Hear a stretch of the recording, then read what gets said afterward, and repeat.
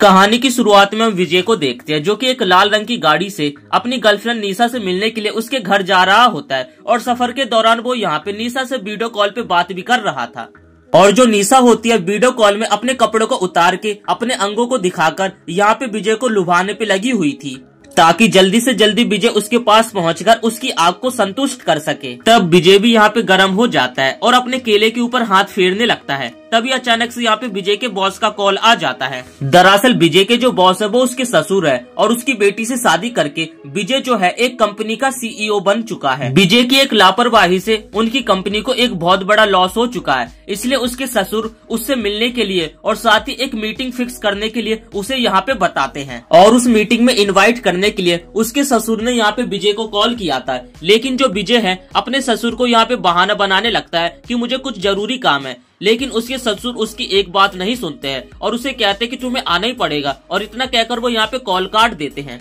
जिसके बाद परेशान होकर विजय अपनी बीवी अनीता को कॉल लगाता है और अपने फादर को समझाने के लिए कहता है। लेकिन अनीता जो है वो भी यहाँ पे विजय की बात नहीं मानती है, क्योंकि उस कंपनी में यहाँ पे अनीता भी काम करती थी और उसे भी उस मीटिंग में बुलवाया गया है। अब विजय यहाँ पे समझ चुका था उसे हर हालत में मीटिंग में जाना होगा। जिसके बाद वो अपनी गर्लफ्रेंड को कॉल करता है और उसे मना कर देता है कि आज वो उससे मिलने नहीं आ सकता। जो सुनकर यहाँ पे निशा भी उदास हो जाती है। जिसके बाद जब उसे पता चलता है कि विजय नहीं आने वाला है, तो वो यहाँ पे विजय को लुभाने के लिए अपनी बिराई खोल देती है, जिससे यहाँ पे जो विजय होता है काफी ज्यादा गर्म हो जाता है। जिसके बाद विजय मन ही मन यहाँ पे फिक्स कर लेता है आज कुछ भी हो जाए, लेकिन वो निशा से मिलने के लिए जाएगा। इसी चक्कर में विजय का यहाँ पे ध्यान भटक जाता है कि वो कार चला रहा था और तभी उसके अचानक से सामने एक साइकिल वाला आ जाता है और उसे यहाँ पे बचाने के चक्कर में यहाँ पे विजय की गाड़ी का एक्सीडेंट हो जाता है। साइकिल वाला तो यहाँ पे बच चुका था, लेकिन विजय की कार का यहाँ पे बहुत ही बुरा हाल हो चुका था, जिस कारण उसकी गाड़ी भी स्टार्ट नहीं हो रही थी। जिसके बाद वो अपने फोन में सिग्नल देखता है और यहाँ पे उसके फोन में सिग्नल भी नहीं आ रहे थे, तो वो यहाँ पे उस साइकिल वाले से लिफ्ट मांग लेता है और उसके साथ जाने लगता है। साइकिल वाले से लिफ्ट लेकर विजय एक मैकेनिक के पास जाता है, लेकिन मैकेनिक कहता है कि अभी थोड़ा टाइम लगेगा। तो यहाँ पे जो विजय होता है एक कैफे में जाकर वहाँ से एक कॉफी ले लेता है और उसके बाद तभी वहाँ पे उसे एक लड़की की आवाज आने लगती है और वो एक घर की तरफ जाने लगता है, क्योंकि वो आवाज उसे जानी पहचानी सी लग रही थी। तभी उसकी नजर यहाँ पे शांति के ऊपर पड़ती है, जो कि बुजुर्ग लोगों के साथ यहाँ पे डांस कर रही थी। जैसे यहाँ पे शांति की नजर विजय के ऊपर पड़ती है तो उसकी हंसी यहाँ पे पूरी तरीके से गायब हो जाती है। विजय यहाँ पे शांति से बात करने के लिए उसकी तरफ बढ़ता है, लेकिन शांति यहाँ पे उसे इग्नोर करके वहाँ से जल्दी से चली जाती है और ये बात यहाँ पे जो विजय होता है नोटिस कर लेता है। विजय भी शांति का पीछा करते उसके घर तक चला जाता है, क्योंकि यहाँ पे जो विजय था वो शांति की लेने की फिराक में था। जिसके बाद विजय ऐसे बात करने लगता है जैसे कि वो शांति को कई सालों से जानता हो। जिसके बाद अचानक से विजय के हाथ से कॉफी फिसल जाती है, जो कि यहाँ पे शांति के पूरे कपड़ों के ऊपर गिर जाती है। तब यहाँ पे विजय शांति से माफी मांगने लगता है, लेकिन यहाँ पे विजय के चेहरे से साफ साफ दिख रहा था उसने शांति के साथ ये नीच हरकत जानबूझ के करी है। जिसके बाद शांति विजय को कहती है कि तुम्हें यहाँ से चले जाना चाहिए, वरना तुम्हें देर हो जाएगी। और फिर तभी यहाँ पे एक पुलिस वाले की एंट्री होती है, जिसकी नजर उन दोनों के ऊपर पड़ती है। पुलिस वाला शांति के पास आकर उससे पूछता है कि ये आदमी तुम्हें परेशान तो नहीं कर रहा। तब शांति बताते कि हम दोनों एक दूसरे को जानते हैं और ये बंदा मुझे बिल्कुल भी परेशान नहीं कर रहा है। जो सुनकर जो पुलिस वाला होता है यहाँ से जाने लगता है। जिसके बाद शांति विजय को अपने साथ अपने घर में लेकर आ जाती है और घर में आने के बाद जो विजय होता है शांति के काफी ज्यादा करीब आने लगता है और उसे कहने लगता है कि आखिर 10 साल पहले तुम कहाँ चली गई थी, मैंने तुम्हें काफी ज्यादा मिस किया। दरअसल 10 साल पहले शांति और विजय की शादी हुई थी और वो दोनों काफी अच्छे से रहा करते थे, लेकिन अचानक से शांति कहीं गायब हो जाती है और 10 साल के बाद शांति आज विजय को दिखी है। शांति नहाने के लिए चली जाती है और जो यहाँ पे विजय होता है वो घर में कॉफी बनाने लगता है। तभी यहाँ पे शांति की उसे एक बिरा मिलती है। जिसके बाद तभी अचानक से वो दबे पांव वॉशरूम के पास पहुंच जाता है और शांति को नहाते हुए देखने लगता है। कहीं ना कहीं शांति को भी यहाँ पे एहसास हो जाता है कि छुपके से विजय उसे देख रहा है, लेकिन वो इस बात को उसे बताती नहीं है। इसके कुछ देर बाद वो यहाँ पे नहा के आ जाती है। जिसके बाद जब वो बाहर आती है तो यहाँ पे जो विजय होता है उसे पीने के लिए कॉफी देता है और उसके बाद विजय को यहाँ पे वो 10 साल पहले गायब होने की बातें बताने लगती है कि आखिर वो अचानक से गायब कैसे हो गई थी। शांति बताती है कि जब वो अपने नर्सिंग होम से अपने घर की तरफ आ रही थी तभी एक आदमी उससे हॉस्पिटल का पता पूछता है, लेकिन तब शांति देखती है कि उसके साथ उसकी बीवी थी जो कि प्रेग्नेंट थी और वो उन दोनों की मदद करने लगती है। तब उसके बाद अचानक से उसके साथ कुछ ऐसा होता है जिसके बाद की घटना उसे बिल्कुल भी नहीं पता है। जिसके बाद शांति को होश आता है तो वो दूसरे शहर में थी। उसने काफी बार विजय से संपर्क करने की कोशिश करी, लेकिन उसे विजय का नामो निशान नहीं पता चला, क्योंकि विजय का उसके पास नंबर भी नहीं था। ये सारी बातें बताते समय शांति यहाँ पे काफी ज्यादा इमोशनल हो रही थी और मौके का फायदा देखकर जो विजय है शांति के काफी ज्यादा करीब आने लगता है। तब विजय उससे पूछता कि आखिर तुम उस दिन नर्सिंग होम क्यों गई थी, जिसपे शांति उसे बताती है दरअसल वो प्रेग्नेंट थी और वो घर आकर वो उसे सरप्राइज देना चाहती थी कि वो उसके बच्चे की माँ बनने वाली है।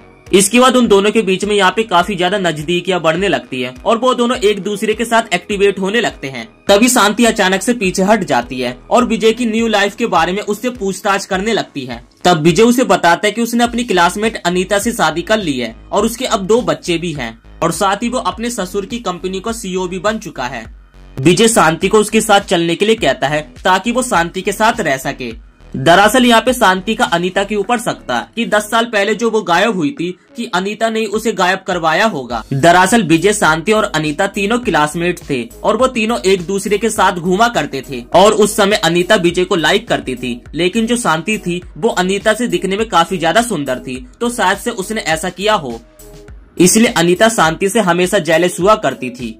एक दिन विजय ने एक पार्टी रखी थी और उस पार्टी में अनीता भी आई थी, लेकिन जो शांति होती है वो अपने घर पे होती है और एक प्रेगनेंसी किट को लेकर वो यहाँ पे अपनी प्रेगनेंसी को चेक कर रही थी और उसकी प्रेगनेंसी पॉजिटिव आती है। तब विजय शांति को कहता है कि आखिर अनीता बीच में क्यों आई और आखिर अनीता तुम्हें जान से क्यों मारना चाहती है, तुम्हें ऐसा क्यों लगता है। तब यहाँ पे शांति बताते जिस दिन उसने अपनी प्रेगनेंसी चेक करा था तो उस दिन वो अपनी प्रेगनेंसी किट को यहाँ पे वॉशरूम में ही छोड़ देती है और फिर शांति बाथरूम में उस किट को लेने के लिए जाती है तो वहाँ पे उसे शांति दिखती है। इसका मतलब यहाँ पे अनीता को शांति की प्रेगनेंसी के बारे में पता चल चुका था। और तुम तो जानते हो कि अनीता के पास तो पैसों की कमी है नहीं, तो शायद से उस कपल को पैसे देकर शांति को अपने रास्ते से हटाने के लिए काम किया हो उसने, ताकि अनीता तुम्हारे साथ रह सके। इसके बाद जो विजय है शांति से पूछने लगता है क्या तुम्हें अभी भी उस कपल का चेहरा याद है। तब शांति कहती है ये बात 10 साल पुरानी है, लेकिन मानो ऐसा लगता है कि ये कल ही हुआ हो, मैं उन कपल का बिल्कुल भी चेहरा नहीं भूल सकती। जिसके बाद विजय कहता है फिर हमें उस कपल को ढूंढना चाहिए और उनसे सच्चाई पूछना चाहिए, आखिर इसके पीछे कौन था और आखिर इसके पीछे निशा होगी तो उसके बाद हम उसे कड़ी से कड़ी सजा देंगे। तब शांति कहती है अब इसका क्या फायदा, लेकिन अचानक से यहाँ पे विजय के अंदर का हवस जाग जाता है और उसके बाद वो शांति के साथ यहाँ पे एक्टिवेट होने लगता है। एक दूसरे के 10 साल की अंदर की आग को ये दोनों एक साथ यहाँ पे बुझाने पे लगे हुए थे और ये कारनामा यहाँ पे पूरे आधे घंटे तक चलता है। कांड करने के बाद विजय बेड पे लेटता है और आराम से यहाँ पे शांति आकर उसके कंधे पे सर रख के सो जाती है और कहती है कि ये कांड हमने 10 साल पहले किया था और जब मैं प्रेग्नेंट थी। और वो कहती है कि अगर मैं प्रेग्नेंट हो गई तो तुम क्या करोगे। जिसपे विजय कहता है तुम्हें टेंशन लेने की कोई भी जरूरत नहीं है, अब मेरे पास दौलत है, शोहरत है और तुम उस रेड ब्लू टेस्ट से अपनी प्रेगनेंसी टेस्ट कर सकते हो। रेड ब्लू टेस्ट का नाम सुन के यहाँ पे शांति थोड़ा शॉक्ड होती है, क्योंकि ये किट तो यहाँ पे इंडिया में बिल्कुल भी नहीं मिलती है और विजय को आखिर इसके बारे में कैसे पता। तभी यहाँ पे विजय के चेहरे के हाव भाव बदल जाते हैं और अगले पल वो यहाँ पे एक पिलो को लेकर शांति का यहाँ पे गला घोटने लगता है और उसे जान से मार देता कुछ ही सेकंडों में। दरअसल इस सारे कांड के पीछे विजय ही था, जिसने कि उस कपल को पैसे देकर शांति को उसके रास्ते से हटाने के लिए कहा था, क्योंकि वो जानता था कि अनीता भी उससे प्यार करती है। अनीता अपने पापा की इकलौती बेटी थी, जिस कारण यहाँ पे जो विजय था वो जानता था कि अनीता से शादी करके सारी जायदाद उसके नाम हो जाएगी।